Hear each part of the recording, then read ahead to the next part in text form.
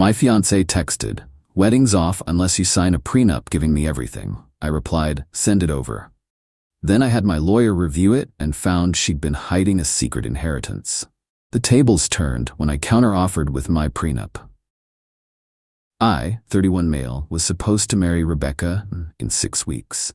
We'd been together for 4 years, engaged for 1. Everything seemed perfect until last Tuesday when I got a text while at work. "We need to talk about protecting our future. I want a prenup. Actually, I need a prenup. Wedding's off if you don't sign." I called her immediately. "A prenup? We've never discussed this." "Well, I'm discussing it now. My friend Gwendolyn just got divorced and lost everything. I won't be stupid like her." "Okay. What kind of terms are we talking about?" "Simple. What's mine stays mine. What's yours becomes ours." I actually laughed. "That's not how prenups work." "It is if you love me, unless you're planning to divorce me." Red flag number 1, but I was still in problem-solving mode. "Send me what you want. I'll have my lawyer look at it." "Your lawyer? You don't trust me? It's a legal document." "Of course I'm having a lawyer review it." She hung up. 20 minutes later, I got an email with a prenup attachment. The subject line, "Sign this or we're done." The document was something else.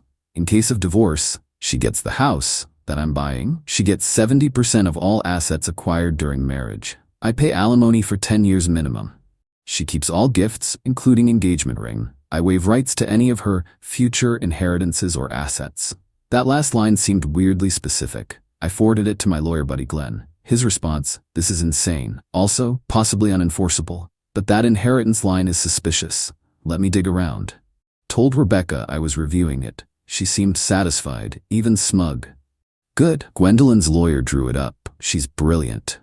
2 days later, Glenn called me. "Bro, you sitting down?" "Why?" "Rebecca's grandmother died 8 months ago." "No, she didn't. We had dinner with her last month. Her other grandmother, father's side, from Germany. She told me her dad's family disowned him. They did, until Grandma died and left everything to her grandkids. Rebecca inherited approximately 1.3 million euros. My phone nearly slipped out of my hand. She's had 1.3 million euros for 8 months? Converted and sitting in an account under her maiden name. She never legally changed her name on some documents. Easy to hide. I'd been paying for everything. Our apartment, groceries, her car payments, the wedding. She always claimed her marketing job barely covered her personal expenses. "There's more," Glenn said. "She incorporated an LLC last month, bought 2 rental properties, in cash." I hung up and sat in my car for an hour, just processing. 4 years. We'd talked about kids, about our future, about saving for a house. Meanwhile, she was sitting on a fortune and watching me stress about money. That night, I acted normal. She was wedding planning on her laptop, chatting about centerpieces. "Did you review the prenup?" she asked casually. "Still reviewing. Glenn's thorough." "Don't take too long. Gwendolyn says delays mean you're planning something." "Planning to understand what I'm signing?" "Yeah." She rolled her eyes. "It's standard stuff." "Standard. Right." Update 1. Glenn helped me draft a counter prenup. If she wanted to play games, we'd play by real rules. My terms, full financial disclosure required from both parties. All hidden assets discovered after signing are forfeited to the other party. 50-50 split of marital assets. No alimony for either party. Separate property remains separate. The kicker, both parties attest they have fully disclosed all assets over $10,000. I presented it over dinner at her favorite restaurant. "This is insulting," she said, barely looking at it. "How? It's completely fair. We both keep what we brought in, split what we build together. The disclosure thing is invasive. It's standard, unless you're hiding something." She went pale. "How dare you accuse me?" "I'm not accusing. I'm asking for transparency. You want a prenup? This is mine. This is Gwendolyn's friend poisoning you against me." "Glenn? His name is Glenn, and he's protecting my interests like Gwendolyn is protecting yours." She threw her napkin down. "Sign mine or the wedding's off." "Okay. Okay, you'll sign?" "Okay, the wedding's off." I stood up, left cash for the bill, and walked out. She sat there shocked as I drove away. My phone exploded. Texts, calls, voicemails, a sampling. "You just walked out? This is not how adults handle conflict. Come back right now. You're being manipulated. I'm calling my dad." Ah, yes, Herbert. Her father, who supposedly came from nothing but somehow paid for her Harvard MBA.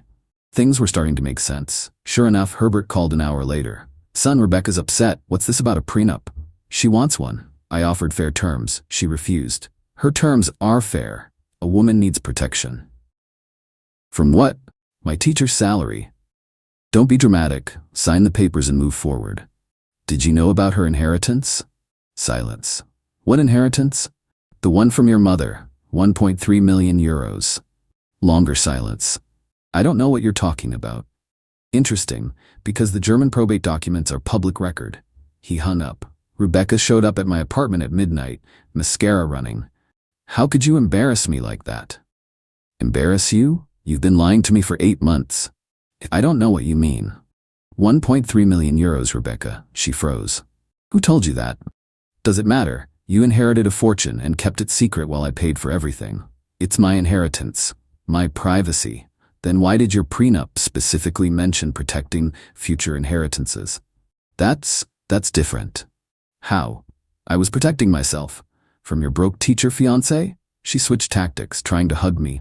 Baby, this is a misunderstanding. The money is for our future. Then why hide it? I wasn't hiding it. I was waiting for the right time. The right time being after I signed away my rights to it? She stepped back, eyes hard. You were never supposed to find out. There it was, the truth. Get out. You can't kick me out. I live here. No, you don't. You're not on the lease. You just get mail here sometimes. I'll tell everyone you're a gold digger. With what gold? You're the millionaire, remember? She stormed out, slamming the door so hard my neighbor texted asking if I was okay.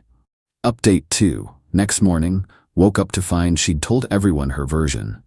I was demanding her family money and threw a tantrum when she tried to protect herself with a prenup. My phone was full of messages from mutual friends calling me gross and opportunistic. Her bridesmaid army was in full force. Then I did something petty. I posted the original prenup she sent me. Just screenshot it with the caption, the fair prenup I was asked to sign. Note, I'm a teacher making $52K a year. The tide turned immediately. Wait, she wanted 70% of your assets? 10 years of alimony? For what? This is insane, Rebecca called screaming. Take that down. That's a private document. You made it public when you lied about me. I'll sue you for defamation. Truth is a defense against defamation. She hung up and immediately posted that I was financially abusive and controlling. Girl really thought she could gaslight the entire internet. But then Gwendolyn entered the chat, the friend whose divorce started all this. She commented, Rebecca, I never told you to do this. I said to protect yourself, not rob someone. This prenup isn't what I suggested at all. Rebecca deleted the post, but screenshots were already circulating. That afternoon, her mom Eleanor called. You're destroying my daughter over money? Your daughter tried to trap me into a financial suicide pact while hiding her wealth. She doesn't have wealth, we're middle class. Eleanor, she inherited 1.3 million euros. She bought 2 rental properties, in cash. That's impossible, we would know. Ask her about the LLC, Becker Holdings, registered last month. Eleanor hung up. An hour later, I heard from my friend who worked at the same coffee shop Eleanor frequented. Apparently, Eleanor came in looking like she'd seen a ghost and was overheard on the phone saying, You told me Mom left everything to charity. The plot thickened. Update 3. Herbert called again that evening, different tone this time. You need to keep quiet about the inheritance. Why? It's family business. It became my business when Rebecca tried to hide it while taking my money. She wasn't taking anything. You offered to pay for things. Because she said she was broke? She never said that. Herbert, I have texts of her saying she can't afford groceries. Silence. How much do you want? Excuse me. To go away. Sign an NDA, break up quietly. You're trying to buy me off? 25,000. No, 50. Herbert, I don't want money. I wanted honesty from the woman I was going to marry. 100,000. Final offer. Why are you so desperate to keep this quiet? Click. He hung up. Glenn called me an hour later, laughing. Dude, you're not gonna believe this. Remember how Rebecca's inheritance was 1.3 million? Yeah? That was just the first payment. The estate is still being settled. She's due another 2 million euros next year. What? But here's the beautiful part. The will has a morality clause. If she's found guilty of fraud or deception in legal proceedings, she forfeits the rest. Everything clicked. The panic, the NDA offer, Herbert's desperation. So if I sue her for fraud, she loses 2 million euros. I didn't want to sue anyone. I just wanted out. But they didn't know that. Texted Rebecca, "We need to talk. Bring your parents." Met them at a neutral location, a private room at a local restaurant. They showed up looking defensive. Rebecca wouldn't make eye contact. "Here's what's gonna happen," I said. "We're calling off the wedding. You're gonna tell everyone it was mutual. No drama, no social media posts, no lies about me." "Or what?" Herbert challenged. "Or I file a fraud suit. Your daughter lied about her financial status to extract money from me over 8 months. I have documentation." Eleanor gasped. "You wouldn't." "I have texts of her claiming poverty, bank records showing my payments, the prenup proving she knew about the inheritance. Pretty sure that qualifies as fraud." Rebecca finally looked up, tears in her eyes. "You're gonna take my inheritance?" "No, I'm gonna walk away, but only if you let me." Herbert tried negotiating. "She'll return what you spent." "I don't want the money. I want a clean break and my reputation intact." They agreed immediately. Too quickly, honestly, made me wonder what else they were hiding. Update 4. We announced the wedding was off due to different life goals. Mutual friends were confused but accepted it. I started moving on. Then Gwendolyn reached out. "Coffee? I have information you need." Met her downtown. She looked uncomfortable. "I didn't know about the inheritance when I helped with the prenup," she started. "I found out after you posted it." "Okay?" "Rebecca's been doing this before." "What?" "Her ex Terrence, the one she said was abusive, he wasn't. She did the same thing, hid money, claimed poverty, made him pay for everything. He found out when her dad accidentally mentioned their investment property at dinner." "Why didn't anyone know?" "He signed an NDA for $50,000, cheaper than lawyers," he said. "She's done this before?" "There's more? The grandmother's will? It wasn't just to Rebecca, it was split between all grandkids, but the others don't know she's dead." "What?" "Rebecca and Herbert have been collecting the others' portions, telling them grandma's still alive but too sick for visitors." My jaw dropped. That's fraud. Actual federal fraud. "I know, I'm struggling with whether to report it." "Her cousins don't know their grandmother died? They live in Germany, haven't been to the US in years." This was insane. I went home and did some digging, found the obituary online, in German, which is probably why no one here noticed. Reached out to one of the cousins through social media, just asking how his grandmother was doing. His response, "She's hanging in there. Very sick but fighting, why do you ask?" I sent him the obituary link. An hour later, he video called me, absolutely livid. His siblings were there too, all shouting in German and English. "She died 8 months ago? We've been sending cards. Herbert said she was in hospice. Where is our money?" I gave them Glenn's contact info, told them everything I knew. The next day, Rebecca called, sobbing. "You contacted my cousins? You ruined everything. You stole their inheritance. It was temporary. We were going to tell them." "When? When the time was right? After you spent it all?"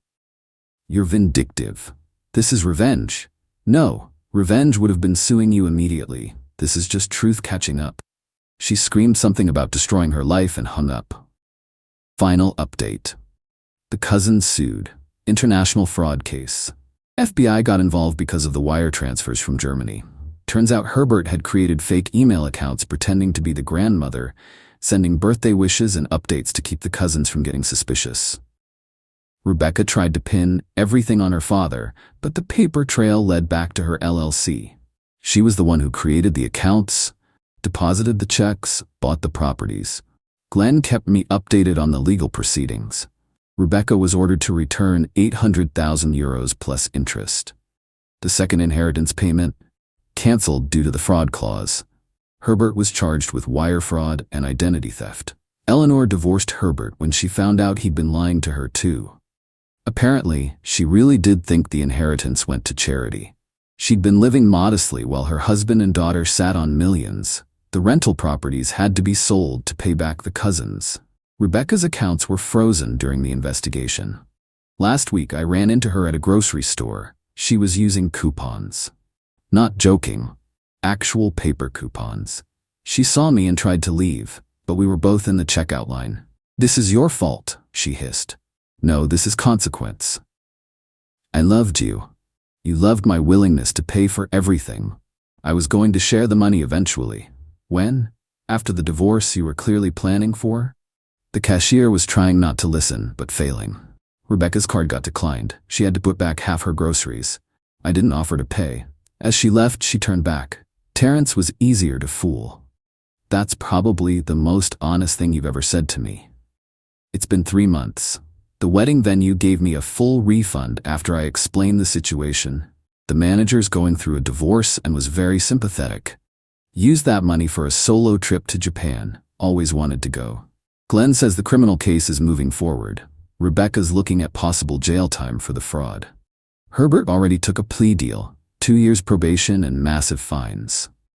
Eleanor reached out last week to apologize. Said she should have seen the signs. Apparently, Rebecca had done similar things in college, taking money from boyfriends, claiming poverty while her parents paid her tuition. Eleanor thought she'd grown out of it. The German cousin sent me a thank you card with a chocolate assortment. Note said, "For helping us honor our grandmother's real wishes." They got their money back, plus damages. Gwendolyn and I actually became friends through this. She felt terrible about her unwitting role. We get coffee sometimes and laugh about the absurdity of it all. She's dating Glenn now, which is hilarious. Found out through the grapevine that Rebecca's working at a call center now. Her assets are still frozen, and no one in her industry will hire her with fraud charges pending. She moved back in with Eleanor. Someone asked if I regret not taking Herbert's $100K offer. Nope. Watching their house of cards collapse was worth way more than that. To anyone facing a surprise prenup, run. If they spring legal documents on you with ultimatums, they're planning something. And if they claim poverty while demanding your assets, they're definitely hiding something. Oh, and always have a lawyer friend. Glenn's getting a really nice wedding gift when he and Gwendolyn get married next year. Yeah, they're moving fast. But when you bond over exposing international fraud together, you know it's real. Peace out. I'm teaching summer school for extra cash, living my simple life, and definitely running financial background checks on any future partners. Trust but verify, folks. Edit. To the person who DM'd asking if this is real, the federal case numbers are public record. Not posting them for obvious reasons, but yeah, this happened. Edit 2. Rebecca made a TikTok about surviving a narcissistic ex. Comments are all asking why she's facing fraud charges if she's the victim. She deleted it after an hour. Edit 3. One of the German cousins is a baker and offered to make my wedding cake if I ever get married again. Might take him up on that someday.